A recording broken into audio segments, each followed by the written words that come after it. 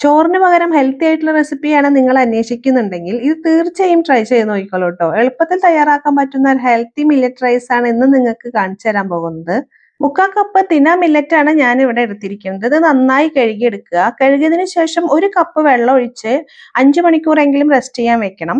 ഇങ്ങനെ ചെയ്യുന്നത് ദഹനത്തിന് സഹായിക്കും. ഇതിലേക്ക് പിന്നെ വേണ്ടത് ഒരു മീഡിയം സൈസ് സവാളയാണ്. സവാള ചെറുതാക്കി അരിഞ്ഞു വെക്കാം. പിന്നെ 5 വെളുത്തുള്ളി അല്ലിയും ഒരു ചെറിയ കഷ്ണം ഇഞ്ചി എടുത്തിട്ട് ചെറുതാക്കി അരിയണം.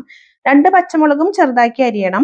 പിന്നെ ഇതിലേക്ക് വേണ്ടത് ബീറ്റ്റൂട്ട് ആണ്. വലിയ ബീറ്റ്റൂട്ട് ആണെങ്കിൽ പകുതി എടുത്താൽ മതി. അത് ഇതേപോലെ തന്നെ ഗ്രേറ്റ് ചെയ്ത് എടുക്കണം. 5 മണിക്കൂറിന് ശേഷം മില്ലറ്റ് കുക്ക് ചെയ്യാം. മില്ലറ്റ് ഒരു പാത്രത്തിലേക്ക് ഇട്ട് കൊടുക്കുന്നുണ്ട്. ഇരട്ടി വെള്ളം ഒഴിച്ച് വറ്റിച്ചെടുക്കണം. 1 കപ്പ് വെള്ളം മുന്നേ തന്നെ ഇതിലേക്ക് നമ്മൾ ഒഴിച്ചു കൊടുത്തിട്ടുണ്ട്. ഇനി 1/2 കപ്പ് വെള്ളം ഒഴിച്ചിട്ട് ആവശ്യത്തിന് ഉപ്പും ചേർത്ത് വറ്റിച്ചെടുക്കാം. മറ്റൊരു പാനിലേക്ക് 1 ടീസ്പൂൺ നെയ്യ് ഒഴിച്ച് ചൂടാവുമ്പോൾ അതിലേക്ക് 3 ചെറിയ കഷ്ണം കറുവാപ്പട്ട, 2 ഏലക്ക, 3 ഗ്രാമ്പു, 1 ടീസ്പൂൺ ചെറിയ ജീരകം ചേർത്ത് മൂപ്പിക്കാം. മൂത്ത് വരുമ്പോൾ അരിഞ്ഞു വെച്ച സവാള ചേർക്കാം. സവാള ചെറുതായി വഴണ്ടു വരുമ്പോൾ ഇഞ്ചി, വെളുത്തുള്ളി, പച്ചമുളകും ചേർക്കാം.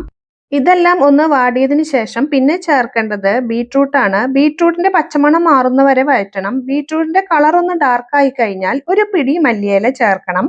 അതും വഴറ്റിയതിനു ശേഷം പിന്നെ ചേർക്കേണ്ടത് 1/4 ടീസ്പൂൺ മഞ്ഞൾപ്പൊടി, 1/2 ടീസ്പൂൺ മുളക് പൊടി, 1/2 ടീസ്പൂൺ മല്ലിപ്പൊടി, 1/4 ടീസ്പൂൺ കായത്തിന്റെ പൊടി.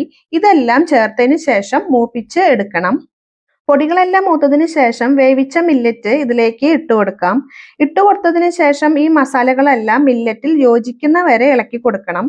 മില്ലറ്റ് വേവിക്കുന്ന സമയത്ത് ഉപ്പ് ചേർത്തതല്ലാതെ വേറെ ഉപ്പ് നമ്മൾ ചേർത്തിട്ടില്ല. അതുകൊണ്ട് ഉപ്പ് ഇല്ലെങ്കിൽ ഉപ്പ് ഇട്ട് കൊടുക്കാം. മില്ലറ്റ് റൈസിൽ എല്ലാ മസാലകളും മിക്സ് ആയി കഴിഞ്ഞാൽ 1 മിനിറ്റ് ഒന്ന് അടച്ചു വേവിക്കാം. 1 മിനിറ്റിന് ശേഷം തുറക്കാം. അങ്ങനെ ബീറ്റ്റൂട്ട് മില്ലറ്റ് റൈസ് റെഡി ആയിട്ടുണ്ട്. വളരെ എളുപ്പത്തിൽ ഉണ്ടാക്കിയെടുക്കുന്ന ഈ റൈസ് ലഞ്ച് ബോക്സിലും കൊടുത്തേക്കാം. തൈരിന്റെ കൂടെയൊക്കെ കഴിക്കാൻ വളരെ ടേസ്റ്റിയാണ്.